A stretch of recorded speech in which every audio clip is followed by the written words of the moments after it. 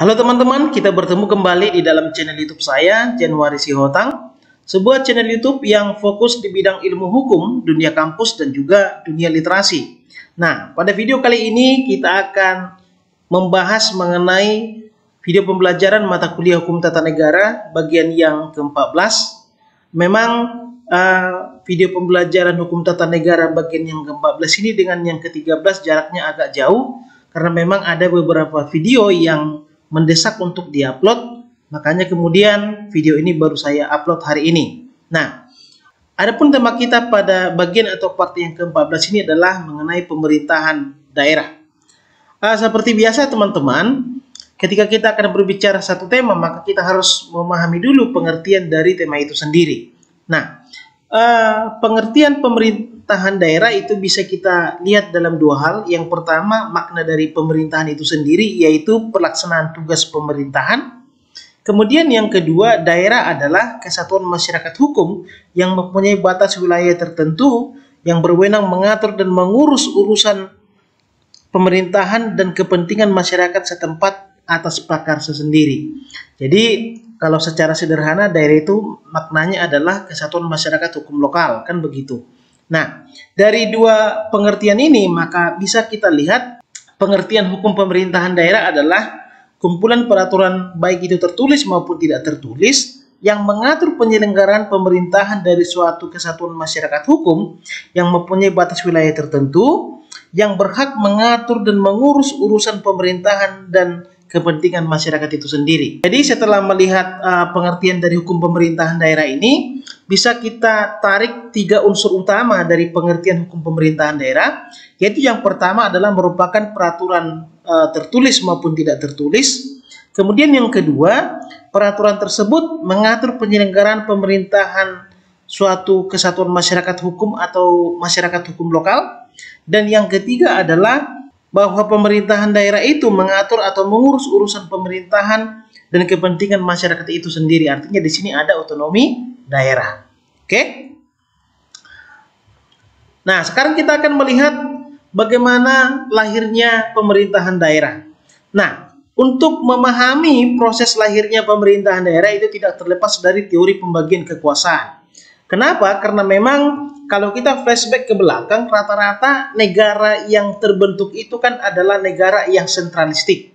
Cuma kemudian karena ada dinamika-dinamika dari negara yang bersangkutan, mungkin karena pertambahan luas wilayah, lalu kemudian karena tuntutan demokrasi dari masyarakatnya ataupun dari warga negara tersebut, maka dibutuhkan adanya pembagian kekuasaan.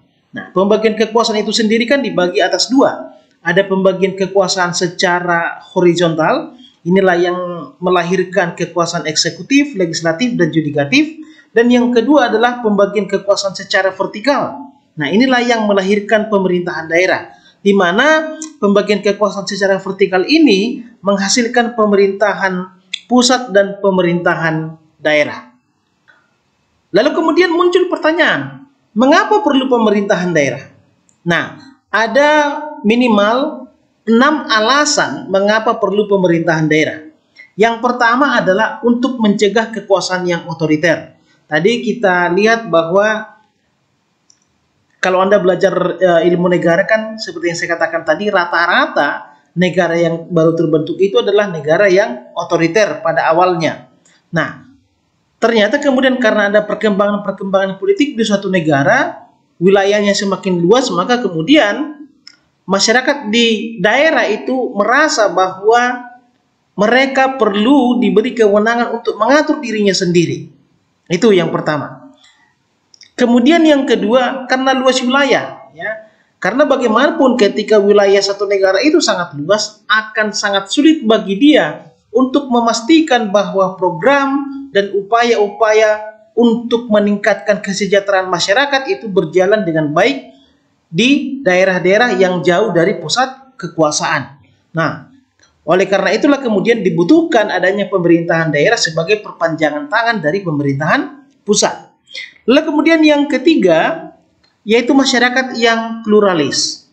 Nah, misalnya Indonesia karena masyarakatnya itu beraneka ragam, baik itu dari segi budaya, agama, suku, dan lain-lain.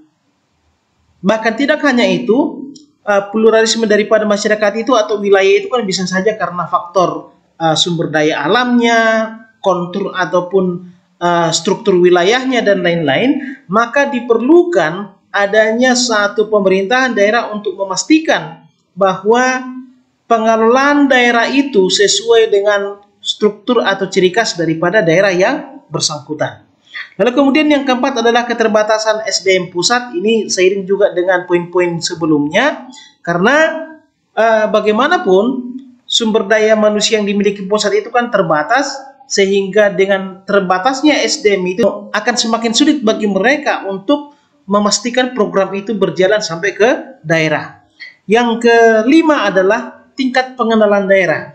Jadi bagaimanapun masyarakat di suatu daerah itu akan lebih memahami daerahnya sendiri dibandingkan pemerintahan pusat, karena dia sudah malang melintang di daerah itu sendiri. Nah, oleh karena itu masyarakat ataupun pemerintahan yang sudah mengenal wilayah itu dengan baik tentu akan lebih guna menjalankan programnya daripada pemerintahan pusat yang tentu belum memahami wilayah itu dengan baik. Dan yang terakhir atau yang keenam adalah sejumlah urusan pemerintahan lebih berdaya guna bila dilaksanakan oleh daerah. Nanti kita akan pelajari ini kira-kira yang mana urusan-urusan pemerintahan yang lebih berguna kalau misalnya itu dilaksanakan oleh daerah. Kemudian kita akan melihat beberapa asas penyelenggaraan pemerintahan daerah. Dalam hal ini ada 3 asas penyelenggaraan pemerintahan daerah, yaitu asas desentralisasi, asas dekonsentrasi, dan asas tugas pembantuan. Kita mulai dari yang pertama, yaitu asas desentralisasi. Kalau dikatakan asas desentralisasi, yaitu penyerahan wewenang pemerintahan oleh pemerintah pusat kepada daerah otonom untuk mengatur dan mengurus urusan pemerintahan dalam sistem negara kesatuan Republik Indonesia. Jadi maknanya begini teman-teman. Asas pemerintahan daerah ini kan ada di dalam sebuah negara yang berbentuk kesatuan. Nah, misalnya Indonesia, sesungguhnya kan yang membedakan antara negara kesatuan dengan negara federal itu adalah siapa yang memiliki kekuasaan. Kalau di negara federal seperti Amerika, kekuasaan itu ada di pemerintah pusat dan pemerintahan daerah. Atau kedaulatan itu ada di pemerintah pusat dan di negara bagian. Sedangkan di negara kesatuan, sesungguhnya kekuasaan atau kedaulatan itu hanya ada di pemerintahan pusat.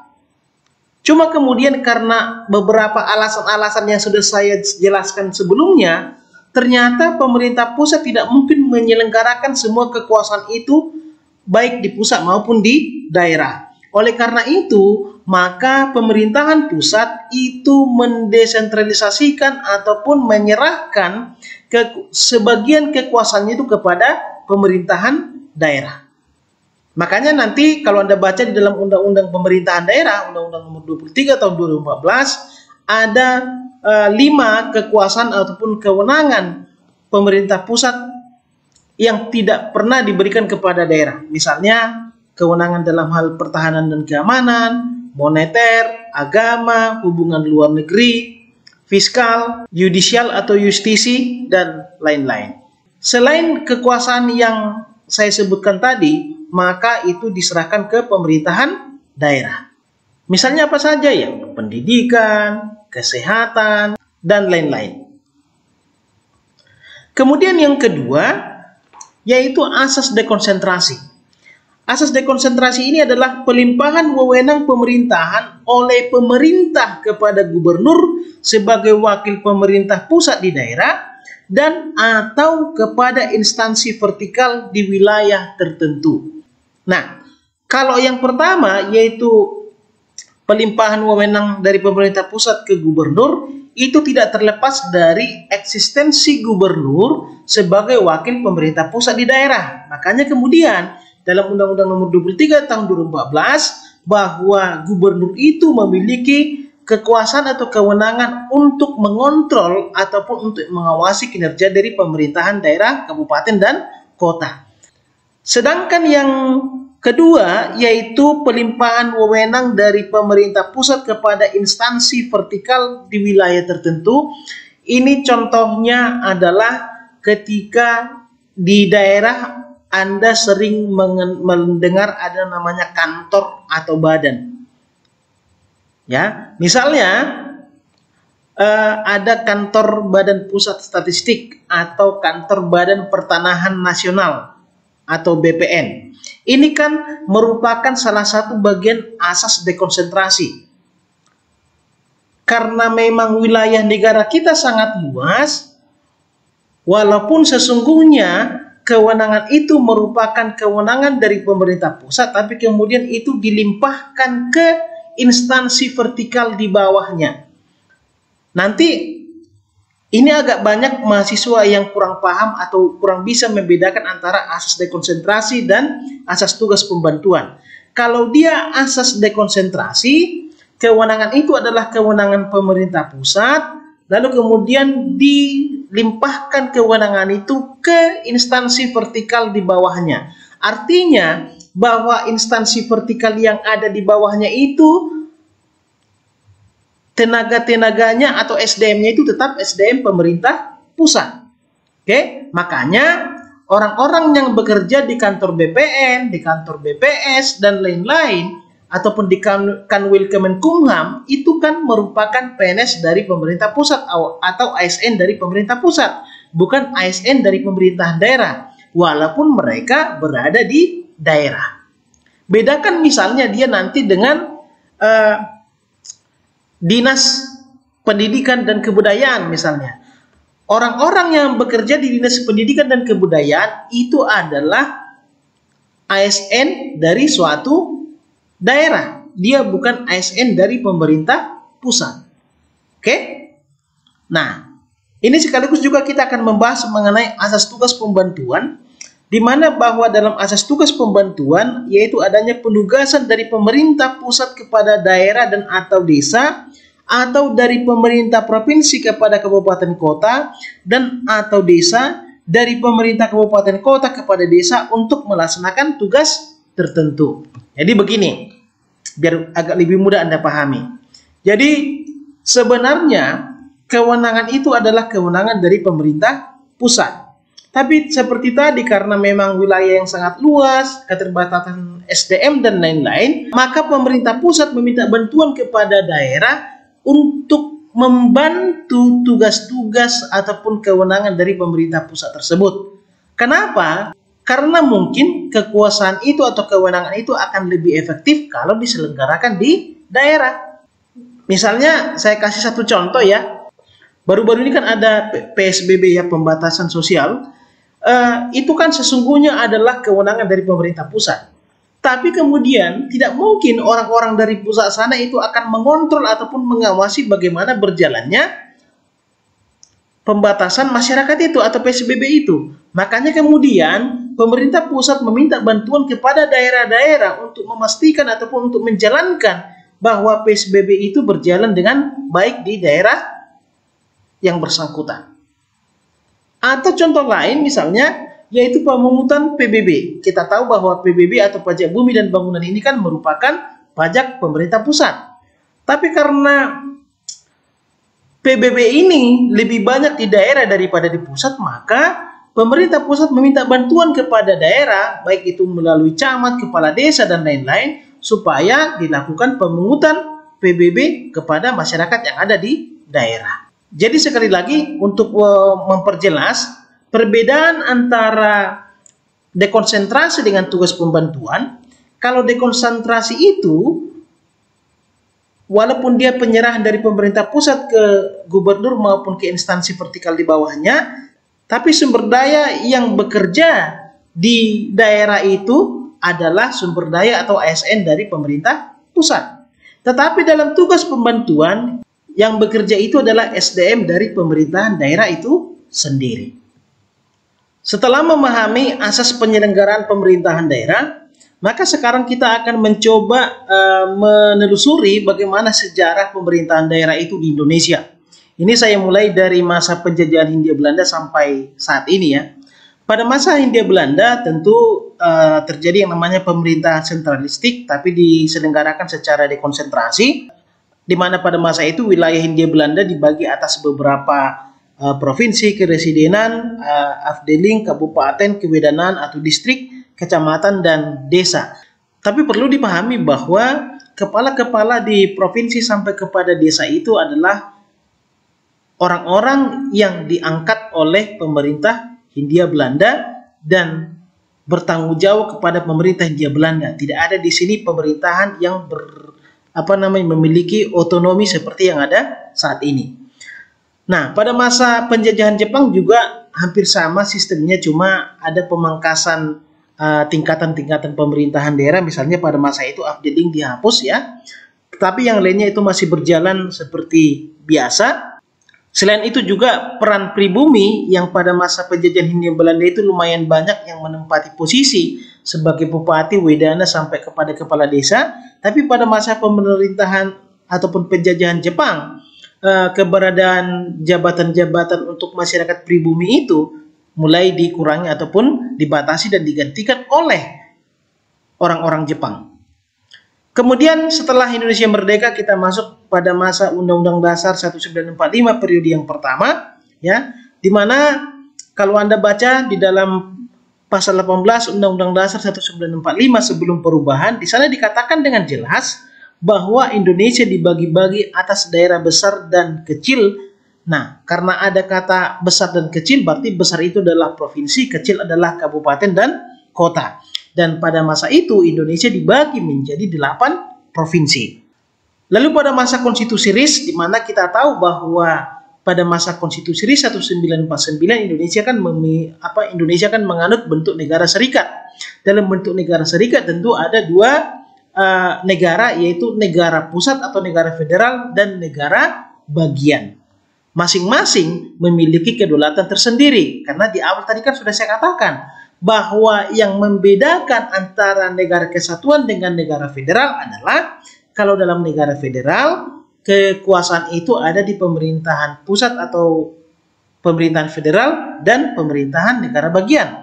Tetapi kalau misalnya dalam negara kesatuan, kekuasaan itu hanya ada di pemerintah pusat. Walaupun pemerintah daerah memiliki kekuasaan, tapi itu karena dilimpahkan atau diserahkan oleh pemerintah pusat. Oke? Nah, pada masa Undang-Undang Dasar sementara 1950, kita tahu pada masa berlakunya Undang-Undang Dasar ini, Indonesia itu mengalami euforia demokrasi. Makanya di sini kepala daerah itu sudah mulai dipilih secara langsung oleh rakyat, walaupun belum bisa dilaksanakan secara maksimal. Lalu kemudian daerah-daerah pada masa ini dibagi atas dua, yaitu ada daerah swapraja, yaitu daerah istimewa, dan daerah swatantra adalah sebagai daerah otonom. Jadi pada masa Undang-Undang Dasar sementara 1950 ini sudah mulai dikenal yang namanya daerah otonom. Kalau sebelumnya kan masih berlaku sistem sentralisasi, semuanya masih ke pemerintah pusat. Nah, kita masuk ke masa Undang-Undang Dasar 1945 periode yang kedua. Nah, di periode yang kedua ini ada paling tidak 3 undang-undang pemerintahan daerah yang berlaku, yaitu Undang-Undang Nomor 6 tahun 1969, kemudian Undang-Undang Nomor 5 tahun 1974, dan Undang-Undang Nomor 22 tahun 1999. Nah, di Undang-Undang Nomor 6 tahun 1969 dan Undang-Undang Nomor 5 tahun 74, Indonesia itu menganut sistem sentralisasi. Ini bisa kita lihat misalnya dalam hal pemilihan kepala daerah. Jadi pada masa Undang-Undang Nomor 5 tahun 74 itu, kepala daerah itu diusulkan oleh DPRD kepada pemerintah pusat, lalu kemudian usulan tersebut disetujui atau tidak disetujui oleh pemerintah pusat. Jadi DPRD itu hanya mengusulkan, tapi yang menentukan adalah pemerintah pusat. Beda misalnya ketika sudah berlaku Undang-Undang Nomor 22 tahun 1999. Ya, ini tentu bisa Anda pahami karena Undang-Undang Nomor 22 tahun 1999 ini kan muncul setelah era reformasi, di mana dituntut bahwa di mana salah satu tuntutan daripada era reformasi adalah adanya otonomi daerah. Walaupun kemudian otonomi itu dirasa sangat kebablasan, kan begitu ya. Nah, pada masa Undang-Undang Nomor 22 tahun 1999, kepala daerah yang sebelumnya diusulkan oleh DPRD ke pemerintah pusat kini menjadi dipilih secara langsung oleh rakyat. Bahkan DPRD pada masa Undang-Undang Nomor 22 tahun 1999 itu menjadi semacam badan legislatif daerah. Jadi dia seperti DPR kalau di pemerintah pusat. Sekarang kita akan melihat bagaimana pemerintahan daerah pada masa Undang-Undang Dasar Negara Republik Indonesia tahun 1945 atau Undang-Undang Dasar setelah perubahan. Pada masa ini berlaku beberapa undang-undang, yaitu Undang-Undang Nomor 32 tahun 2004, Undang-Undang Nomor 12 tahun 2008, dan Undang-Undang Nomor 23 tahun 2014. Pada masa ini kepala daerah dipilih secara langsung. Cuma kemudian DPRD itu tidak lagi sebagai badan legislatif seperti pada masa Undang-Undang Nomor 22 tahun 99, tetapi DPRD itu sudah menjadi mitra daripada kepala daerah. Lalu kemudian dalam pemilihan kepala daerah juga itu sudah diakomodasi adanya calon kepala daerah perseorangan atau calon independen, itu dimulai dari Undang-Undang Nomor 12 tahun 2008. Oke, saya rasa teman-teman demikian gambaran singkat ataupun sejarah daripada pemerintahan daerah. Semoga video ini bermanfaat bagi Anda. Terima kasih.